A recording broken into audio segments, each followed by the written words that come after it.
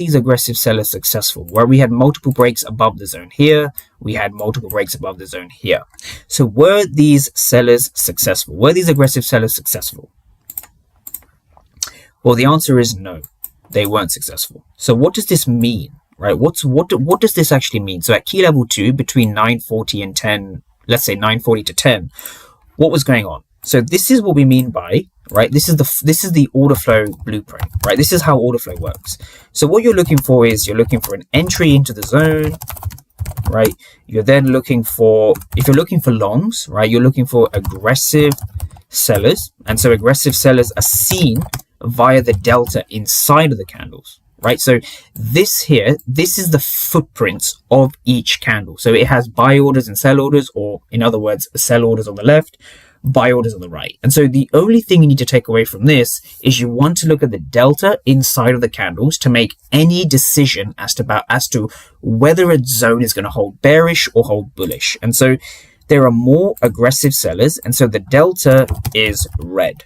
And so when we see a break above the zone, what does this mean? Well, it means that buyers are in control. Buyers are in control. And so the reason why buyers are in control is because there is an absorption.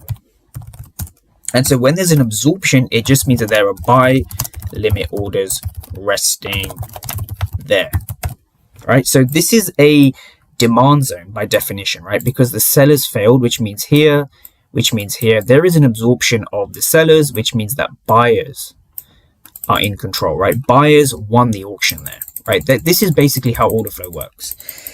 Now, once you understand that, you can begin to apply the same logic to the next key level. But when you look over here, what you can see here is that the 15-minute low has been respected, or at least intact. So all these sellers over here, the low was not able to be broken. This you can call maybe a protected low, or this is an area of demand. This is a demand area, right? Buyers are in control. Buyers in control.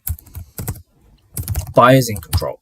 Now, when we come to key level 3, so this is the trade that I took. So executions for this day were something like this. So my execution for this day came just at 68.59, right? 68.59 based on the order flow. We're gonna discuss this in a lot of detail.